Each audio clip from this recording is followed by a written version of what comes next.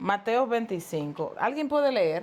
¿Alguno de ustedes, ya sea la nueva versión internacional o la traducción lenguaje actual o la que desee, solo nos deja saber cuál está leyendo? Yo puedo leer. La Ah, nueva traducción viviente. ok.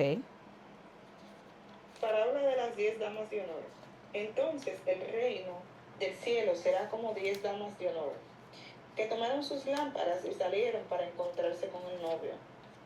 5 de ellas eran necias y 5 sabias.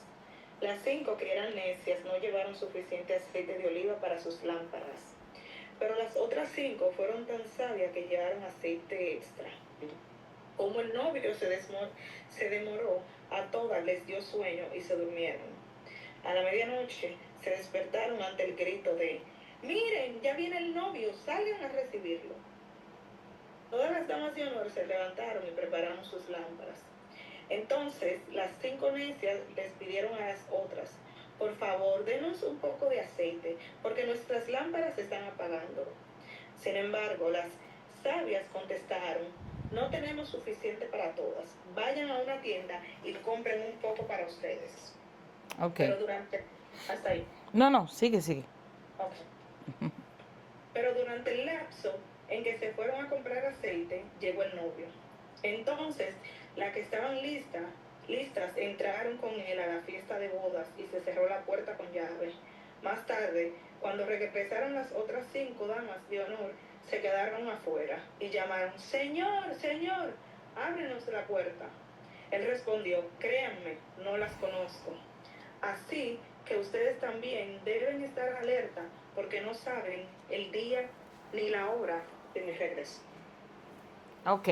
Una parábola con mucho contenido, mucha información, mucha tipografía, incluso envuelta en lo que está tratando.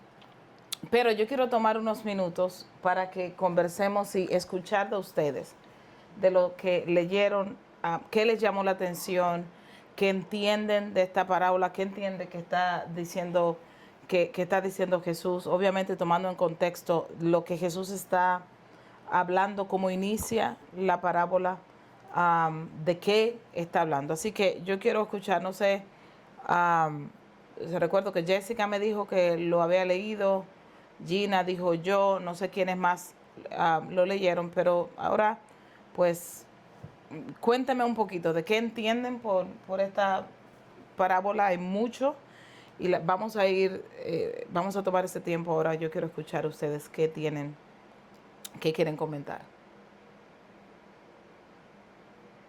No todos No juntos. todo mundo. Pastora, yo voy a decir algo. Yes, ma'am. Eh, Qué difícil me fue leer esta parábola teniendo tanta cosa, eh, tantas cosas de todas las, vamos a decir, de toda la vieja enseñanza, poder sacar todo lo que ya yo había aprendido. Pastora, yo sigo leyendo, a ver. Ok. Cuando tú te refieres a vieja enseñanza, vamos a parar un momentito. Cuando tú te refieres a vieja enseñanza, tú estás hablando y de lo mucho que tiene, tú te estás refiriendo a todas las diferentes partes de la parábola, Sí, a todas las diferentes todas las partes. Es cosas que decir, habla.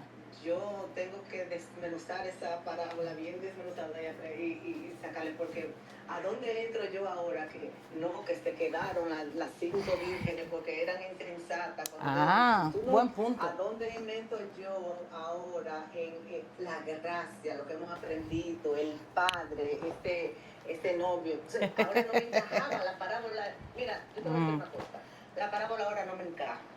Y te voy a ser honesta, ayer fue que yo la leí como 3 veces. Yo al final me paré y le dije: «Tú vas a tener que hacer algo conmigo, Señor, y tú vas a tener que sacar y ayudarme a desaprender lo que yo he visto y he escuchado por mucho tiempo sobre esta parábola. Ujú. Y quiero que me ayudes a poder asimilar y a ver desde la perspectiva de lo que ahora yo sé esa parábola». Y te voy a decir una cosa, que me faltó un poco más de tiempo para seguir asimilando, pero me dio duro las 3 veces Ok. que la leí. Bueno, gracias por compartir eso. Creo que para no solo para ti, si nos sentamos, esta es una de esas parábolas que tiene muchas partes, a lot of moving parts. Y lo que definitivamente se requiere hacer con parábolas como estas es quitarse los lentes a través de los cuales hemos leído y la interpretación de cosas que asumimos. Por ejemplo, hay cosas que la estamos leyendo, ¿verdad? Y ya tenemos, como Jessica recuerdo que comentó al inicio, yo la había leído antes, pero la volví a leer. Y cuando la volvemos a leer, obviamente ya tenemos un lente o una idea. No es como que cuando Jessica se sentó a leerla, cuando tú te sentaste a leerla, ahora ya no son 10 vírgenes, son 11. O sea, hay cosas que las entendemos, sabemos que son así, pero también hay un lente a través del cual vemos la escritura cuando la estamos estudiando, de cosas que asumimos como válidas, como que así son. Muchas veces esto puede ayudarnos, pero en muchas ocasiones se convierte en un freno y se convierte en como una manta que tapa lo que el espíritu podría mostrarnos. Entonces, yo creo que esta sería es la parábola perfecta para cerrar esta sección, porque está cargada de un montón de cosas. Con eso dicho, yo no estoy necesariamente buscando una nueva, una fresca revelación, sino que quiero que conversemos sobre qué es lo que entendemos, qué significa. Y luego juntos vamos a ir analizando y vamos a ir viendo cuáles otras cosas posiblemente hasta ahora no hemos visto de ellas. Entonces, vamos a ver que antes de llegar a un punto de aplicación, quizás empezar, ¿qué entendemos? ¿De qué trata esta parábola?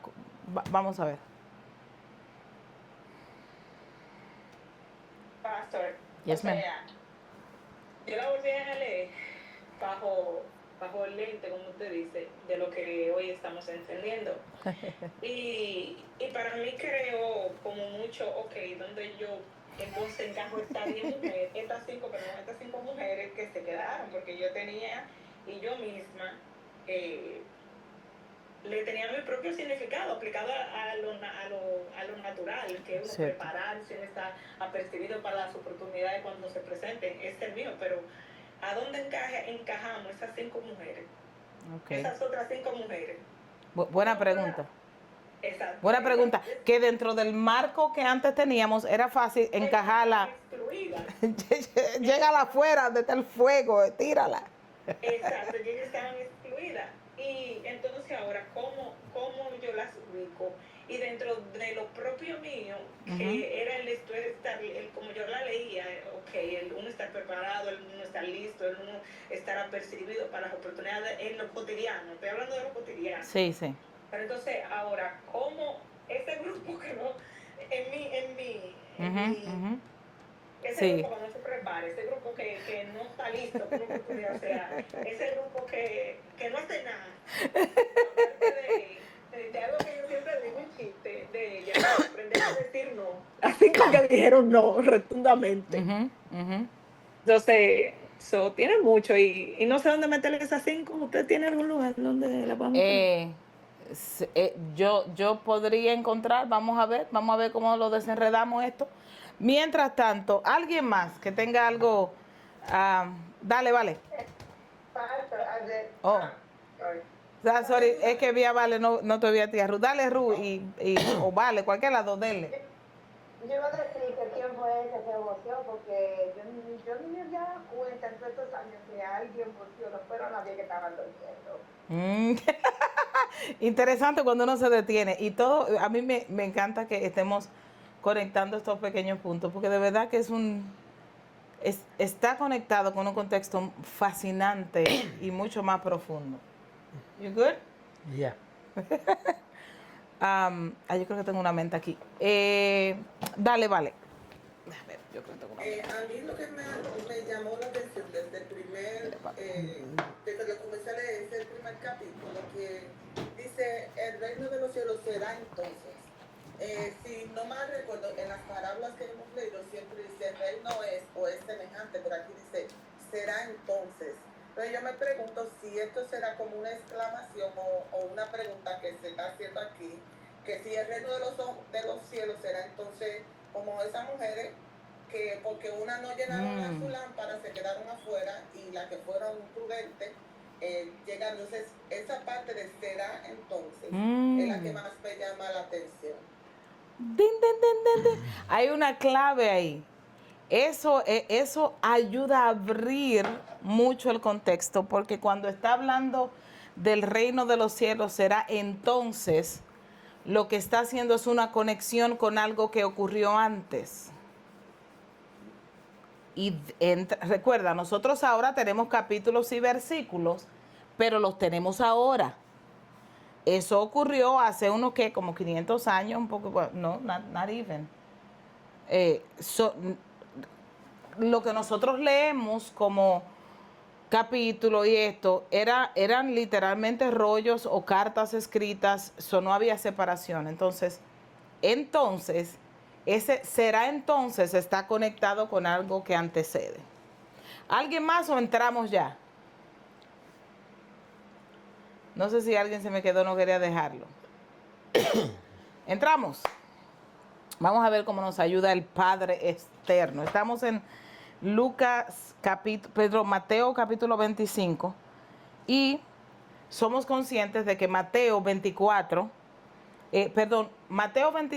es una de esas parábolas que es conocida por un contexto apocalíptico y está conectado con Mateo 24, fin del mundo, y por eso habla que cuando Él venga, y yo creo que ahí era donde estaba un poco, cuando las chicas comentaban, ¿qué hacemos ahora con las 5 vírgenes? Las 5 jóvenes, habían 5 que estaban listas, preparadas, pero había otras 5 que se quedaron. Ahora, siempre hemos aprendido a conversar y a escudriñar las escrituras en contexto. Pero quiero empezar por acá.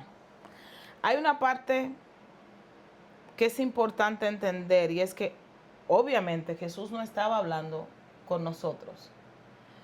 Jesús estaba hablando con una cultura en un tiempo y con personas que comprendían perfectamente lo que él estaba hablando. Ellos entendían al pie, con exactitud a qué se refería y qué estaba hablando específicamente cuando él está diciendo esta conexión del reino de los cielos. Ahora Jesús lo que hace es mostrar de muchas maneras diferentes ese reflejo de a qué se parece el reino, un reino que en sí es el mismo.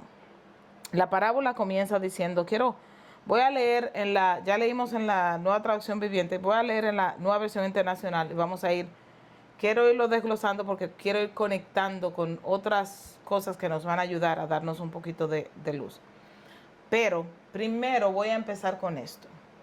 Mateo 24 es muy conocido dentro de la escatología. Escatología es el estudio del fin del mundo. Es muy conocido como el verso que señala el fin del mundo. Y la descripción que hace de así como se va a acabar el mundo y se oirán guerras, rumores de guerra.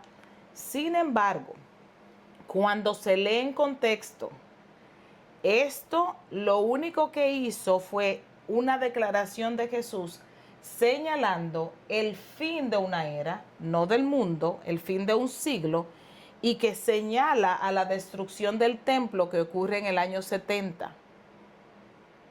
Así que cada vez lo que pasa cuando nosotros leemos algo como Reina Valera o leemos incluso de estas mismas versiones más modernas, utiliza cosmos y aión, 2 palabras que no significan lo mismo, la entrelaza y pone mundo. Pero lo que está ocurriendo ahí es que Jesús está diciendo, el fin del siglo será. Y está hablando del fin del siglo, el fin de una era. Y en muchas traducciones se puso como el fin del mundo. Pero Jesús no estaba refiriéndose al fin del mundo, sino al fin de una era, de una época, de un tiempo determinado. Donde luego, por personas como Flavio, que era un historiador que no era cristiano, luego hace esas comparaciones y él en muchos de los documentos que se han preservado de él, señala cómo esas declaraciones de Jesús de Mateo 24 tuvieron su cumplimiento pleno a través de ese acontecimiento, de lo que ocurrió en Jerusalén en el año 70, cuando no solamente cesa el templo, cesa la adoración, sino es literalmente termina un siglo, inicia otro. Entonces eso es importante entenderlo. ¿Por qué? Porque comprendemos que Jesús no está hablando primero ni del fin del mundo, ni del fin de un tiempo. Ahora, si en el capítulo 24 de Mateo Jesús está hablando del fin de un siglo, en el 25, cuando comienza, dices, entonces el reino de los cielos será como, no puede estar hablando del fin del mundo tampoco. Tiene que continuar hablando dentro del mismo contexto. ¿Cierto? Ok. Entonces, ¿hasta hay alguna pregunta? Because I want to make sure that I do cover, que tú sabes que vamos. Comienza diciendo, el reino de los cielos será entonces como 10 jóvenes solteras que tomaron sus lámparas y salieron a recibir al novio. Ok, cualquier joven, cualquier persona que estuviera escuchando a Jesús cuando dice estas parábolas, hubiese entendido no solo eso, sino un contexto mayor. Déjame ver cómo lo hago bien rapidito para explicarle más o menos todo lo que faltó decirse de esa parábola. Porque antes de que llegara la parte donde las chicas están con las lámparas esperando al novio, yo he escuchado personas diciendo que ellas eran las novias que se iban a casar con el novio. Esto muy probable sería un contraste con las enseñanzas de Jesús de que 10 mujeres se casaran con un hombre. Lo que se asume y se entiende es que eran 10, así como dice, 10 doncellas, 10 damas de honor, creo que es que dice la versión que leyó Jessica. Ahora, cuando tú y yo pensamos en una boda hebrea, las bodas hebreas estaban en 4 partes. Cada boda hebrea consistía en 4 partes. Nosotros hablamos del noviazgo y el compromiso y muchas veces al leer transmitimos nuestro contexto al de ellos. Y ahí es cuando se nos complica la cosa. Son 4 partes. Hay mucha información histórica, so yo voy a tratar de irlo más rápido. La primera parte es esa parte se llama en hebreo Kedushin. Yo posiblemente lo estoy desbaratando, pero usted me perdona porque ni yo soy hebrea ni usted tampoco, so we good. Pero esa palabra lo que significa es el compromiso, o más bien el acuerdo. Ahora, ¿qué pasaba? Imagínate que había una jovencita, ¿verdad? Una jovencita así, más jovencita así como cuando tú me conociste, a mí te enamoraste de mí. Pero en lugar de tú pretenderme, preguntar mi número y hacer toda la vuelta para ahí aparecerte en mi casa y toda esa cosa que tú hiciste, en lugar de todo eso, imagínate que el pastor decide ir a mi casa, tocar la puerta. Cuando yo abro la puerta, ¿ok? Él viene con un cofre, con un paquete, viene con dinero, viene con oro, viene con regalos. Y esos regalos vienen como no como una forma de minimizar, sino más bien como una forma de reconocer el valor que yo tengo. Él viene con su papá y le entrega a mis padres ese paquete, le entrega públicamente el precio que él está pagando por mí. Ahora, nosotros en nuestro contexto, lo está comprando, para ellos era normal, es esa forma de honrar y de reconocer.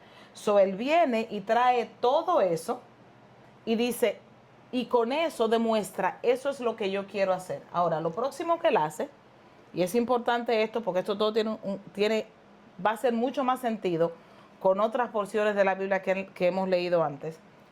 Luego él toma una copa, echa vino en la copa y se la pasa. En este caso me la daría a mí a tomar. Si yo tomo la copa y bebo de ella, quiere decir que yo acepto el compromiso y luego de que yo recibo esa copa y acepto el compromiso, entre nosotros hay una unión que no es el compromiso natural que nosotros asumimos ahora de que tiene un anillo y de que hace los preparativos de boda, porque lo que ocurre con eso es que es un compromiso de tal manera que para romper el compromiso necesitaríamos divorciarnos. Tendríamos que ir por un proceso de divorcio para poder romper ese compromiso. Y lo que ocurre después es algo interesante o insólito. Porque lo que ocurre después de eso es que el novio da la vuelta y se va. Y la novia se queda ahí esperando a que el novio regrese. Ahora, esto que está haciendo, esta unión, cuando le entrega la copa, es la misma palabra que significa santo. O sea, en el momento que tú me das la copa, yo tomo de la copa, yo bebo de la copa. Ahora yo soy santa, separada en matrimonio para ti.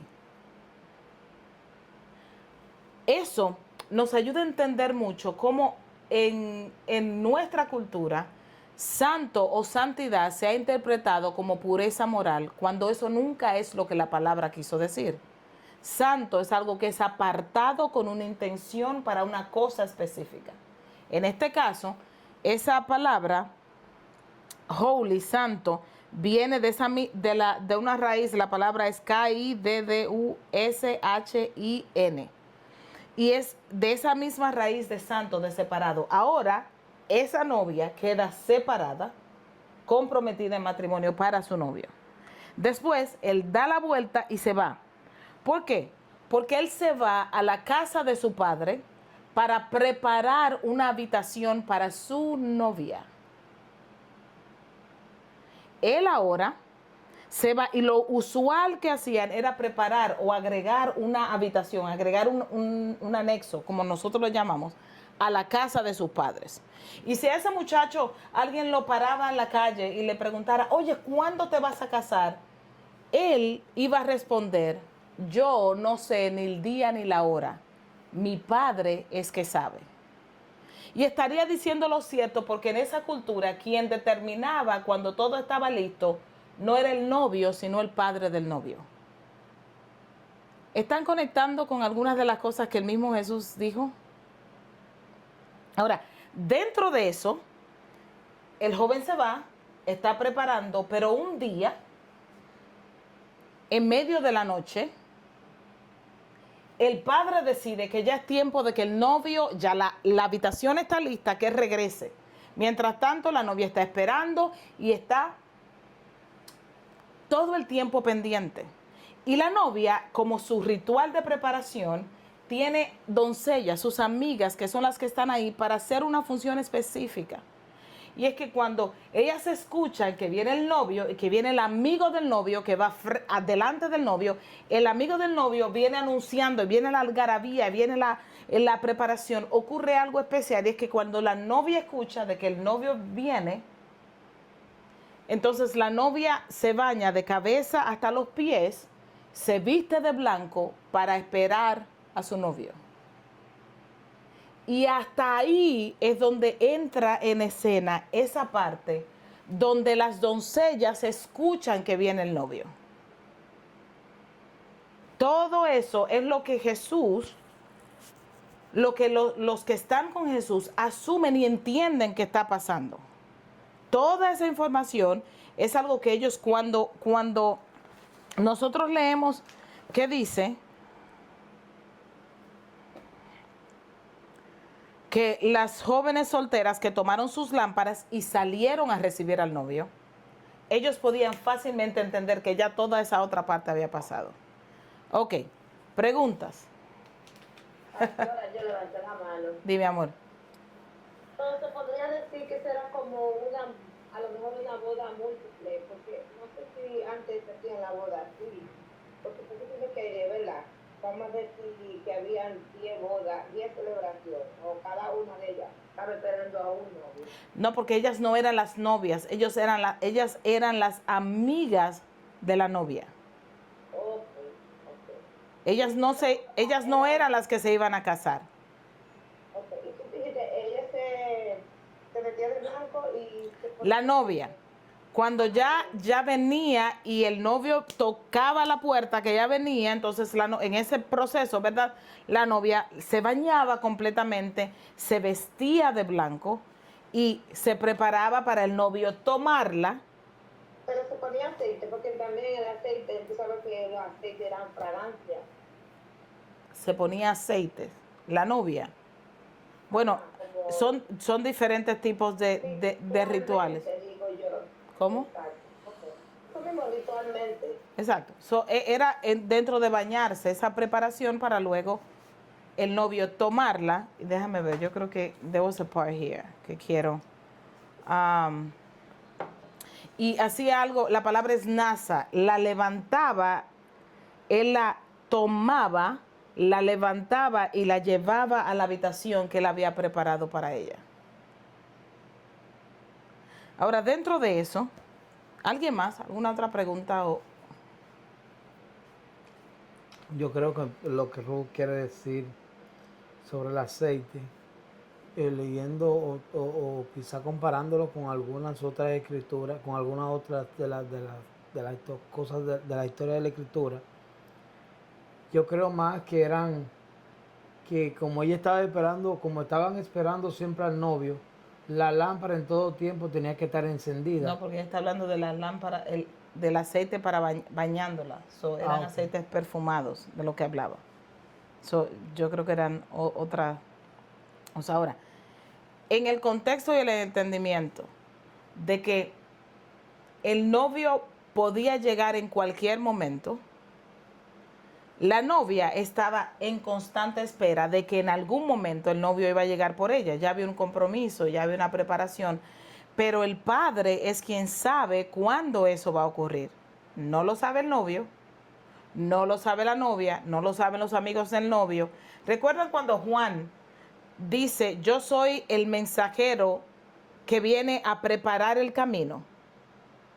Yo no soy el que señala. Entonces Juan es uno que proféticamente se señala como el amigo del novio que viene a proclamar y a anunciar que el novio ya viene de camino. Ahora, es importante entender que no es una cosa de que el amigo viene, el novio viene en una limusina y se paró a la puerta. Era un proceso que iba a tomar tiempo y una celebración y era un ritual. Ahora, esa celebración donde él tomaba a la novia duraba 7 días.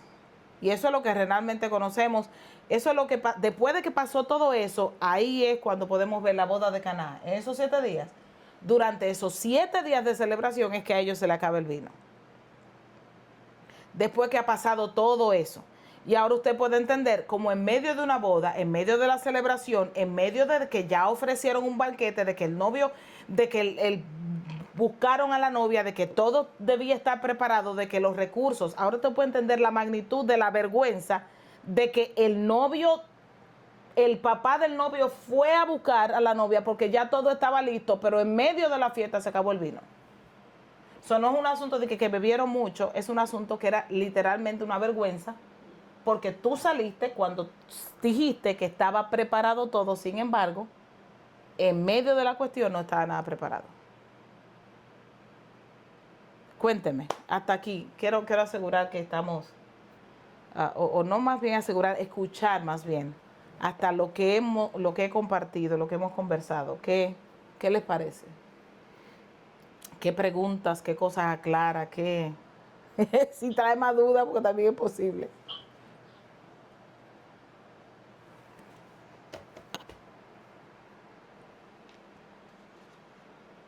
Pastor, una pregunta, ¿por qué el papá era que tenía que saber de cuando el novio iba? ¿Era por la tradición? Era culturalmente, eso era. Y por eso el mismo Jesús dice, el Hijo no sabe el día y la hora, sino el Padre. El padre. So, cuando Jesús está diciendo eso, Yo he escuchado mucha gente diciendo, mira cómo va a ser, y era Dios y no sabía. Él está haciendo una referencia cultural a algo que ellos entendían muy bien. Mi padre, y era una declaración otra vez que Dios era su padre y él era como Dios. En lugar de ser algo que contradecía de que él no era Dios, lo que hacía para ellos era realmente eso, afirmar. Ustedes saben que quien sabe de esto es mi padre. Y él está reafirmando, esto es lo mismo que ustedes todos han vivido. Yo soy el novio. Y mi padre es el que viene para decir cuándo yo me voy a preparar. ¿Qué es lo que dice? Ustedes son las ramas, yo soy la vid, y yo voy a preparar un lugar.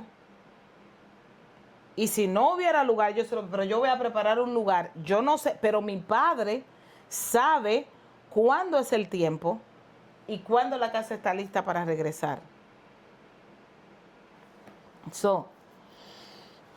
Era algo que estaba conectado culturalmente. Entonces, dice aquí que eran 10 chicas, 5 eran prudentes, 5 eran insensatas. Y las que eran prudentes salieron con sus lámparas y también llevaron aceite. Las que eran insensatas salieron con las lámparas. Ahora, entienden, en este contexto algo está ocurriendo. Algo que ellas habían estado esperando, pero que al mismo tiempo no sabían en qué momento iba a acontecer, ocurre y salen.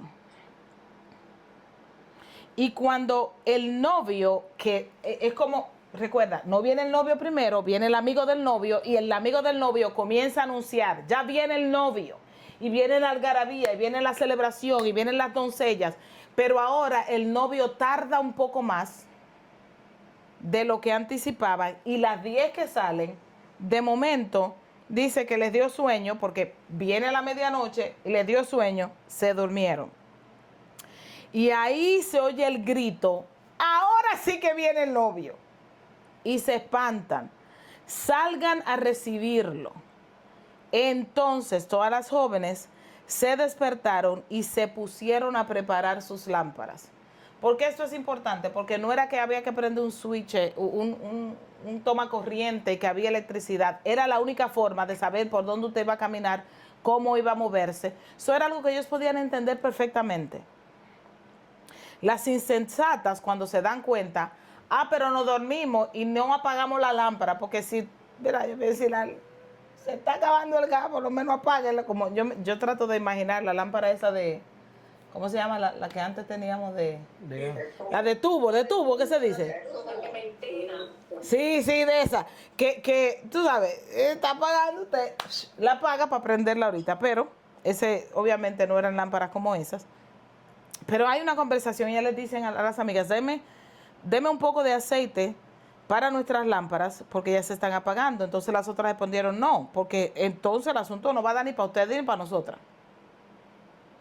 Es mejor que ustedes vayan a los que venden aceite y compren para ustedes mismas.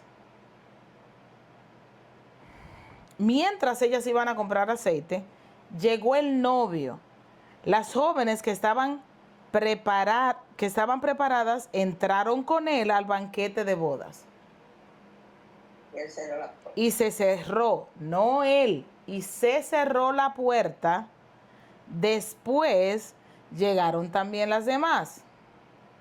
Señor, decían, ábrenos. Les aseguro que no las conozco, respondió él. Por lo tanto, agregó Jesús, manténganse despiertos porque no saben ni el día ni la hora. Time out, pausa. ¿De qué día y de qué hora está hablando Jesús? De la boda. ¿De cuál boda? Yo no sé. Porque el chico todavía no sabe la fecha porque los palos no le da la fecha. No, recuerda que hasta aquí Jesús está hablando de una parábola, no de la realidad. Ahí ya terminó la parábola y Jesús ahora está diciendo. O sea, la parábola terminó y eso es parte, la parábola él termina Por lo tanto, verso 13, agregó Jesús, manténganse despiertos. Eso es como, aquí cierra la parábola y nosotros debemos cerrarla ahí. Y entonces ahora entrar en el otro punto. Manténgase despierto es la advertencia que da Jesús a consecuencia de la parábola que acaba de decir. De la historia. Ahora, cada historia tiene que Jesús está haciendo es para enseñar una verdad espiritual. Aplica como en todos los demás. Y le está enseñando dentro de un contexto que ellos entendían. Y eso está conectado con el verso 24, ¿verdad? Todos esos puntos los conectamos con el capítulo 24, ¿cierto? ¿Cómo vamos? Bueno, es que esto es como dijo Gina. Hay, hay que pedirle a Dios que nos haga desaprender lo que aprendimos, Okay. porque si diríamos que Jesús dice manténganse despiertos porque no saben a qué hora ni en cualquier momento va a llegar el novio, porque se hablaba del novio. Entonces, no, es solamente ni el día ni la hora. Lo de llegar el novio lo estamos agregando nosotros. Ok, perfecto. Ajá. Entonces diríamos que debemos, Jesús quiso decir que nos mantengamos despiertos en comunión con el Padre porque no sabemos cuándo va a llegar el Hijo de nuevo. Ok. El asunto... Ajá, dale, vamos. ¿Cómo explicamos que se quedaron las otras? Ok, vamos a volver. Primero, antes de tratar de entender lo que Jesús quiso decir, vamos a entender lo que dijo. ¿Ok? Vamos a hablar de lo que dijo. Sale y vale, ¿qué hora es? Esta es una de las que... Ok. ¿Cuántos de ustedes, vamos a regresar para ir más despacio? Vamos a regresar. ¿Cuántos de ustedes han leído Mateo 24? Yo no leí una sola vez. Ok. Déjeme ver. Levante su mano, abra el micrófono, converse. ¿Cuántos de ustedes? Porque si yo estoy haciendo una pregunta, es importante que usted responda para saber. Mateo 24. Ok. Una gran cantidad. I'm far from the thing, so I won't be able to read you, mama. Mateo 24. Que no lo leyó ya. Mateo 24 es bastante largo. Al final sería muy bueno que lo leas, pero déjame ver. Vamos a empezar en el verso, ve hasta Mateo 24 y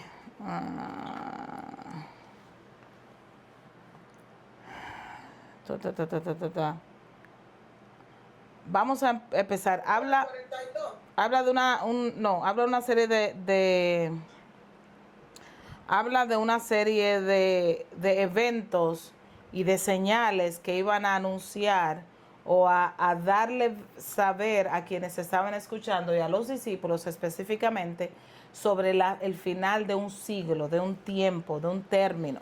Recuerda que incluso los mismos discípulos estaban esperando el fin de la era del Imperio Romano y que viniera el Mesías a gobernar. Pero lo que el Señor hace es que les da el fin de un siglo, no para un cambio de gobierno político, sino para el establecimiento de un reino que ya estaba en vigencia. Ahora en el verso 36, dice, pero en cuanto al día y la hora, nadie sabe. No está hablando del fin del mundo, está refiriéndose a los eventos que Jesús prescribe antes. Se levantarán pueblo contra pueblo, nación contra nación, y si tú estás en la azotea, no huyas allá, y si estás en el monte, no bajes a la azotea, todo ese tipo de descripciones. Dice, ni el Hijo, sino solo el Padre sabe. Conecta, es lo mismo que estamos hablando, el único que sabe es el Padre. La venida del Hijo del Hombre será como en tiempos de Noé. Ahora, ¿a qué se refiere con la venida del Hijo del Hombre? Ahí es que usted tiene que decodificarse. No se trata que, y todos lo verán y en una nube descenderá y va a bajar y se va a poner en el monte de los olivos. Muchas de las cosas que nosotros hemos entendido y aceptado, simplemente leyéndolas, sin siquiera leer con detalles el contexto y de lo que está hablando. Porque los días antes del diluvio comían, bebían, se casaban, se daban en casamiento hasta el día en que Noé entró en el arca y no supieron nada de lo que sucedería hasta que llegó el diluvio, se los llevó a todos. Así será la venida del Hijo del Hombre. Otra vez se está dando un señalamiento de que lo que va a ocurrir, la gente va a seguir haciendo su vida normal hasta que le caiga encima, hasta que de momento pasa esto. Estarán 2 hombres en el campo, uno será tomado, el otro dejado, 2 mujeres estarán moliendo, una será llevada y la otra será dejada, y por lo tanto, de hecho, yo tengo que buscar un documental que tiene la cantidad de la masacre que ocurrió, que tienen detalles. Josefo describiendo la destrucción. Pareciera como que Josefo está describiendo la Biblia, cuando está describiendo lo que ocurrió en Jerusalén en el año 70. Pero entiendan esto, si un dueño de casa supiera a qué hora de la noche va a llegar el ladrón, se levantaría, se mantendría despierto para no dejarse forzarlo a entrar. Por eso también ustedes deben estar preparados, porque el Hijo del Hombre vendrá cuando menos lo esperan. ¿A quién le está hablando Jesús? A un pueblo. ¿A nosotros? No. Nos está hablando a nosotros. Él está hablando sobre un evento que va a ocurrir, que tuvo su fecha en el año 70. Entonces no nos está hablando a nosotros. No, si está hablando sobre un evento que va a ocurrir aproximadamente unos 30, unos 40 años luego, quizás más, que ocurre en el año 70, cuando él dice, ustedes deben estar preparados porque el Hijo del Hombre vendrá cuando menos esperan, no está hablándonos a nosotros. ¿Usted entiende eso, verdad?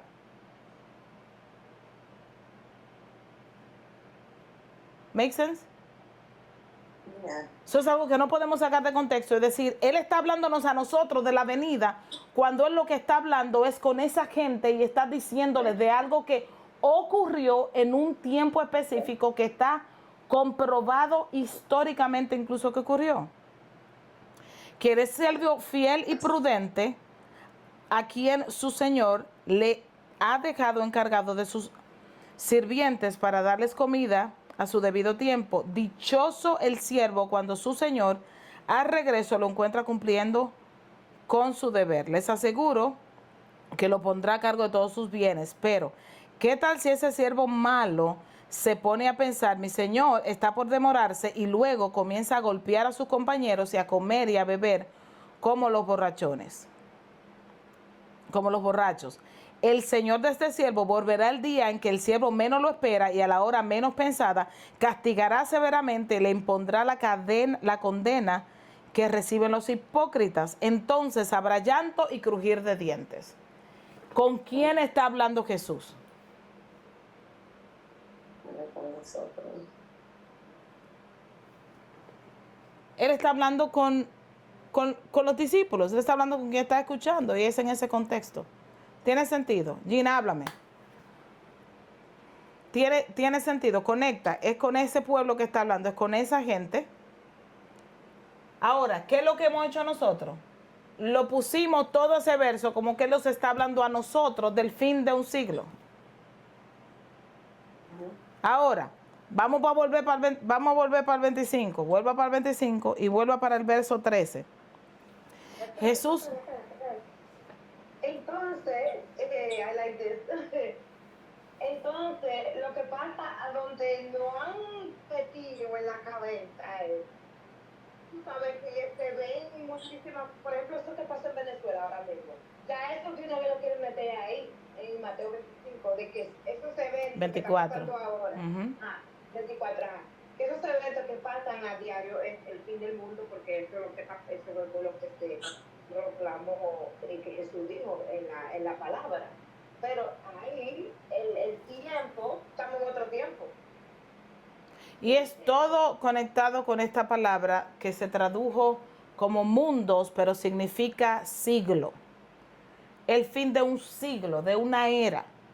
Ahora, nosotros podemos decir, es como decir, Cristo dijo que venía pronto. Y hizo que de muchas maneras y en muchos lugares se perdiera la credibilidad. De hecho, yo creo que no los boté. Tengo un libro que habla dice Mateo 24, y bueno, tengo varios libros, inglés y español, que habla detalle por detalle, cada ejemplo con su correspondiente histórico de cuándo y cómo ocurrió. Cada una de las pautas que Jesús estableció sobre Mateo 24 están cumplidas. Usted es tan fácil como incluso ir a Google y buscar, a YouTube y buscar alguna de las sources o al amigo de alguno, ChatGPT, y preguntar cuáles son los historiadores verídicos que han confirmado que Mateo 24 tuvo su cumplimiento. Ahora, si nosotros decimos, no, eso es del fin del siglo, nos estaríamos encerrando simplemente a mirar a través de un lente que no tiene sostén histórico, no tiene una forma de avalarse. Mirar de esa manera y mirar con un lente global, algo que tenía un señalamiento geográfico específico, nos va a llevar a cometer errores de interpretación bíblica, errores de traducción y errores que llevan a infundir terror y miedo y que hacen una representación de Dios completamente opuesta a lo que Dios es. Yo realmente estas versiones que me imagino con muy buena intención, pero cuántas cosas buenas se han logrado de difundir que el fin del mundo viene por terremoto y viene por esas cosas. De verdad Jesús vino y dijo, el reino de los cielos es como cuando usted oiga esa cosa, va a ser el fin del mundo. No, ahora cuando vamos a Mateo 25, entendemos este contexto y dentro Jesús hace una pausa específica para seguir lo que les estaba diciendo, lo que les estaba advirtiendo a esas personas que estaban en ese contexto. ¿Recuerda cómo terminó el 24?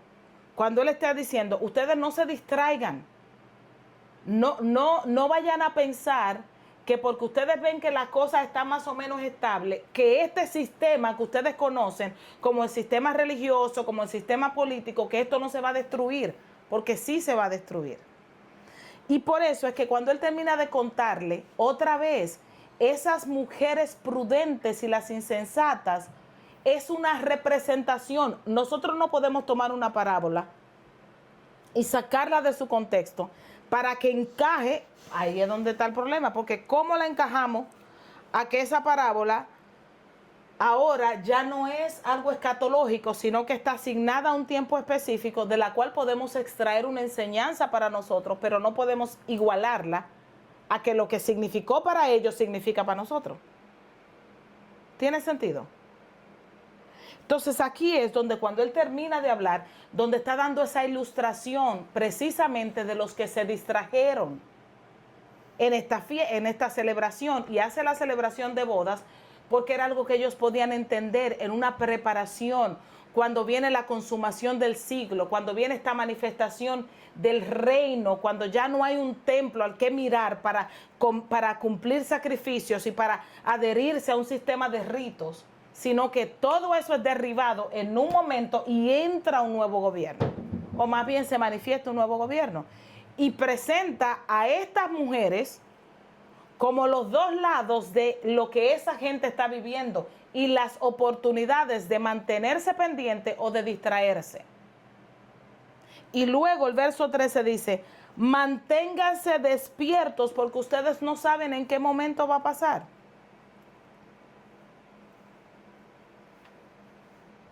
Cuando Jesús está hablando, y está hablando de estos que son desechados, o esas que las puertas se cierran y no pueden participar del banquete, no está hablando de condenación, no está hablando de infierno, no está hablando de fin del mundo.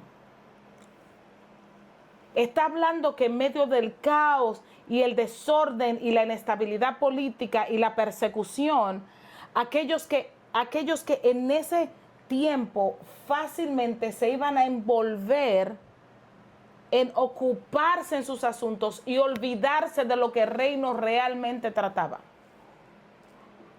que va mucho más allá y que estaba centrado en lo que Jesús había dicho y en las advertencias que él antes les había dado.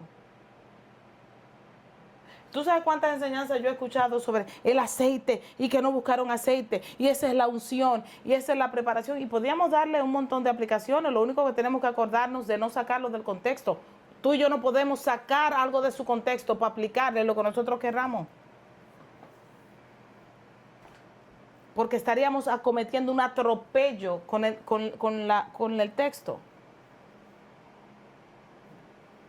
Ahora, en cuanto a aplicación, cuando nosotros nos sentamos atrás y mirar en nuestro contexto, sí podemos decir, en el establecimiento del reino en nuestras vidas. ¿Usted quiere ver un reino de Dios más visible, que cada día que tú y yo se nos va abriendo el entendimiento y vamos comprendiendo la vida de Cristo en nosotros? Mientras viene ese despertar, mientras viene esa revelación de Cristo, ¿con cuántas cosas nos podemos distraer en lugar de continuar preparándonos para cada manifestación y revelación de Cristo en nuestras vidas? En lugar de prepararnos para un lugar porque vamos para el cielo, ¿qué tal sería esa preparación que tú y yo tenemos que tener? Estar dispuestos para cada momento que el Señor quiera encaminarnos a una nueva revelación de su vida y su verdad.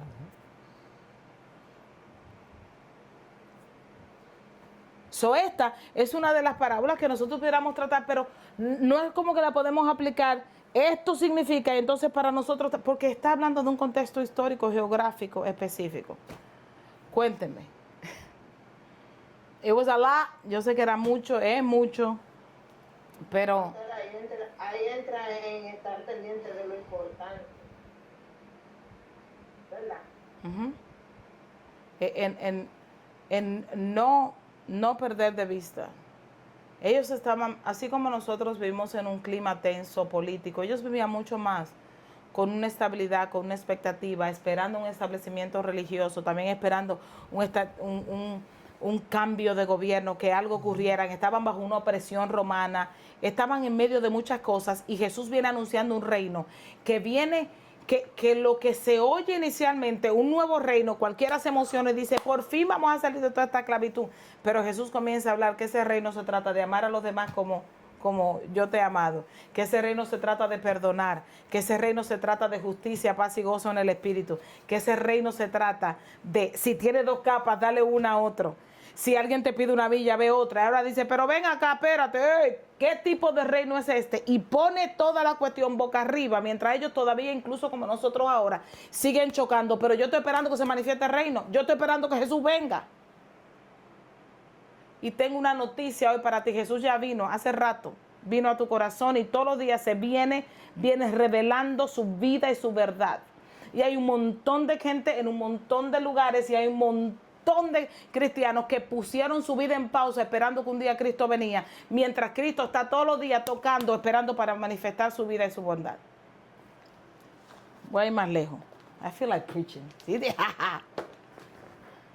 Él está en la mesa, Jessica, él está en la mesa con los discípulos, en la última celebración que hace con ellos. ¿Ustedes recuerdan que él dijo? Él tomó la copa. ¿Recuerdan? Jesús mismo se convirtió en el novio y hizo cada paso de la celebración de boda.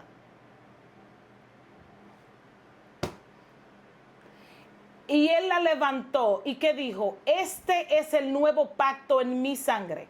Nunca más voy a tomarlo hasta que lo tome con ustedes en la celebración de las bodas. Los discípulos entendían perfectamente lo que él estaba haciendo. Él estaba haciendo un compromiso. Y cuando él dijo, toman y beban, él los estaba invitando. Eres mi novia.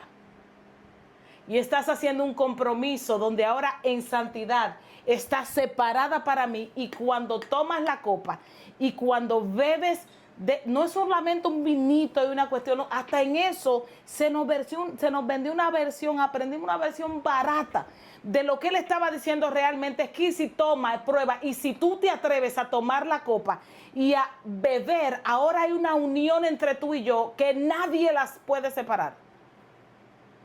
Y entras en ese banquete, en esa etapa de que eres mía, yo te escogí para mí, yo te santifiqué apartada para el novio.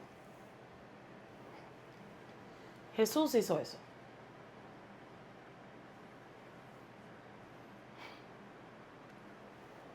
Es glorioso.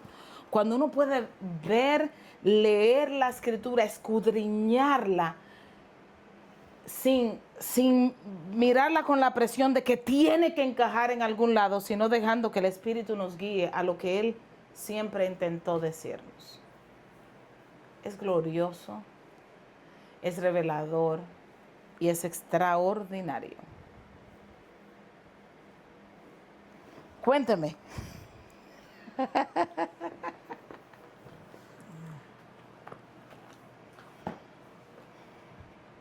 Y obviamente la intención de esto era precisamente causar en cada uno la curiosidad necesaria para volver a leer esas porciones, volver a leer eso sin miedo y sin futurismo, sino tratando de leerlo, escudriñando cada detalle y mirándolo ahora con la información y hasta buscando para validar y verificar esta información, para comprender que desde Génesis hasta Apocalipsis es una gran historia de bodas.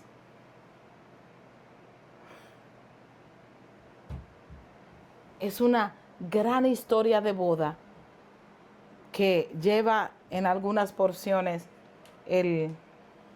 una novia que traiciona y un novio que vuelve a buscarla, como Oseas, que fue y se casó con ella y ella se fue y volvió a buscarla. Es una historia de amor que se manifiesta a través de un pueblo completo de Israel y que a nosotros de alguna manera se nos vendió una historia de terror. Ok. ¿Cómo vamos? Cuénteme. No hay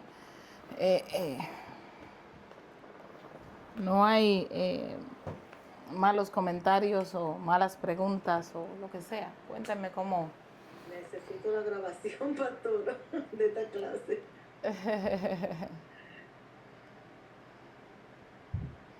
Está que echándose fresco. Ok. Mira, nosotros somos invitados por un Padre que es bueno a participar de una celebración eterna, de un anuncio de una vida abundante. Y cada declaración de Jesús, ese señalamiento que engrandece la realidad de que Él es el novio, el amado, que un precio. Y si usted se da cuenta, en ningún momento en esta historia específicamente, en ningún momento habla de la novia, que en tantas veces se ha interpretado como que las que se quedaron afuera fue la novia. La novia no estaba fuera de ningún lado. La novia nunca ha estado en riesgo de perderse, porque es que sin novia no hay boda. Si tú sacas a la novia, no hay boda. El único lugar destinado para la novia es al lado del novio. Y hay cosas que hasta por lógica debimos haberlas descartado. ¿Qué novia van a echar fuera? ¿Y qué boda se va a hacer sin novia? Y nosotros somos la novia de Cristo y el pueblo escogido por Él, en el que Él derramó su vida y por el quien Él, no solamente por quien Él derramó su vida, comprenda esto, no se trata solamente de un sacrificio, sino en quien Él derramó su vida, que es mucho más poderoso que simplemente un sacrificio. Es extenso, es glorioso, es sobrenatural. Sobrenatural. En el mes de agosto voy a hacer un webinar. ¿Cómo se dice? Un seminario sería. ¿Cómo se dice webinar? Una masterclass. una clase donde vamos a tomar creo que más o menos como 4 horas para profundizar sobre el libro de Apocalipsis, que nos va a ayudar a desenredar mucho de los bucapiés que se han tirado, muchas de las cosas para entender desde un contexto histórico, desde un contexto bíblico, desde un contexto espiritual, desde un contexto neotestamentario, qué significa y cómo nosotros encajamos dentro de él. Yo conozco cristianos que leen toda la Biblia, menos Apocalipsis, nunca entran ni a Malaquías, ni a Malaquías, nada más sabe Malaquías 3:10. De Sofonías, ¿sabes? Cuando todo es una historia que revela y señala al Cristo de gloria. Y a ninguna de esas cosas deberíamos tenerle temor o mirarla como que no. Es ese poder y esa verdad y ese Cristo revelado. Apocalipsis comienza diciendo, esta es la revelación de Jesucristo. Y pareciera para muchos que es la revelación de la bestia y el dragón.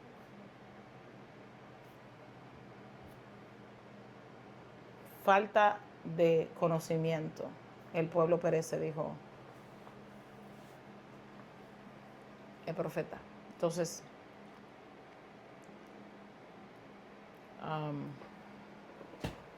vamos a seguir expandiendo nuestra capacidad de recibir lo que el Señor está mostrándonos, dándonos. Mi oración y mi recomendación para ustedes es que tome tiempo. Permite que el Espíritu, que cualquier cosa que se esté revolteando, yo glorifico a Dios por eso, porque eso es su mismo Espíritu, el que es capaz de asentar cualquier cosa, pero siéntese. Y ahora con esta información, pídale al que es la verdad y que nos lleva a toda verdad, que abra y si vuelves a leer el verso 24, el capítulo 24 completo, y vuelves a leer el 25. Gina, Jessica, que están diciendo que está completo, todos los demás, ¿verdad? Vuelve a leerlos y vuelve a señalar. Y toda esa cosa que viene a resaltar, recuerda, trata de mirarlo, en qué contexto, a quién le estaba hablando, de qué tipo de cosas se está hablando. Para hacer esa comparación, y yo estoy convencida de que el Espíritu de Cristo que mora en ti va a terminar de esclarecer. Y si hay más preguntas, hasta donde sea mi capacidad, por pastor, te ayudamos, te direccionamos o simplemente oramos contigo para que el Espíritu te dirija a ti y a nosotros. Pero aquí estamos. Mi anhelo es que nosotros podamos, que este tiempo haya abierto tu deseo de escudriñar la palabra más profundo y de detenerte, de pausarte, a no solamente leer para saber, sino de poder saborear la bondad, el favor y la gracia del Señor. Lo que viene en estas próximas semanas, meses, es muy bueno, es extraordinario y es justo lo que necesitamos para este tiempo. Nosotros terminamos acá. Si tienen alguna pregunta, algo que quieran agregar, pastor.